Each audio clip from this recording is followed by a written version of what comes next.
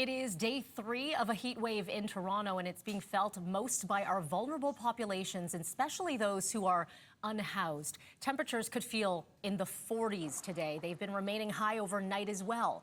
But with most cooling centers closing doors around 9:30 p.m. and Toronto's shelter system hitting capacity on a daily basis, there really isn't much relief for those who don't have air conditioning or, of course, who live on the streets.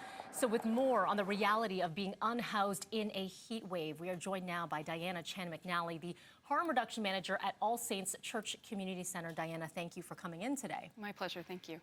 Let's do a reality check. What have you seen in the last couple of days?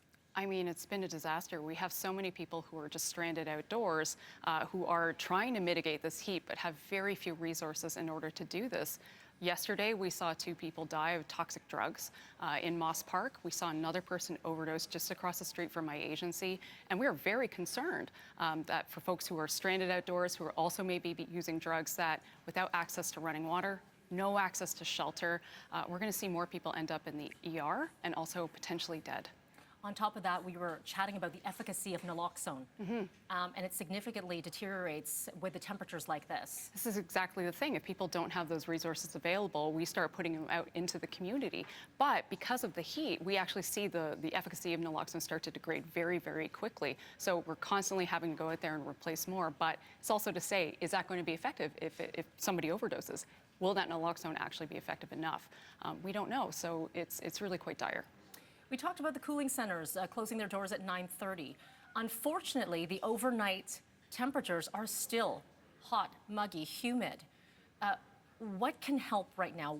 I mean, ideally, there would be indoor spaces available, but there's a program that stopped in the last couple of years for those to go to a cooling place overnight. So where does that stand? Yeah, we used to have these emergency cooling centers, and yet they were effectively shut down in 2022, and we haven't seen them since, even though climate change is obviously rapidly increasing the temperatures and will continue to do so for the future, the foreseeable future. So for people who are living outdoors, there is nowhere else to go. You are effectively stranded outside. So what is the city doing? What are governments doing to actually provide resources? We haven't seen a lot. The City of Toronto does have these 2 water trailers that do have taps on them. I've asked for one to be deployed to Moss Park, which it has been for yesterday and as well today, but that's temporary. It's only for these 2 days. Where else are people supposed to go? Now, the city does have this plan to have these clean air spaces, which are effectively a cooling center.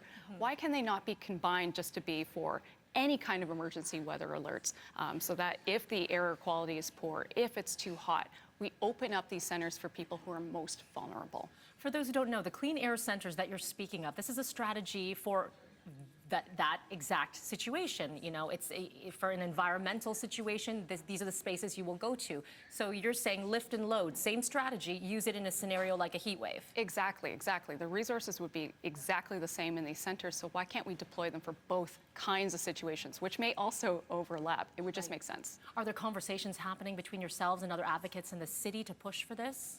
Some conversations, but I think a lot of people who've been doing this work because it's been so challenging over the past few years, a lot of people are just burnt out. So there's just a few of us left who are pushing for these resources for now a growing number of people. And while the city and the mayor right now are somewhat responsive, I think we definitely need more, and we certainly need the province and other levels of government to step up as well. Diana, how concerned are you? Again, the heat is not going to come down for another couple days, as we heard in our forecast. How concerned are you for those who are living on the streets right now for the next couple days? Very concerned. Where I work at All Saints Church Community Center, which is in Dundas and Sherbourne, we have stockpiled bottled water, and we're handing it out to anybody who needs it. Even if they're not thirsty in that moment, we're advising people to drink it now, to help prevent dehydration, trying to move people into the shade whenever possible. But again, these are such temporary Band-Aid solutions that are not very effective ultimately.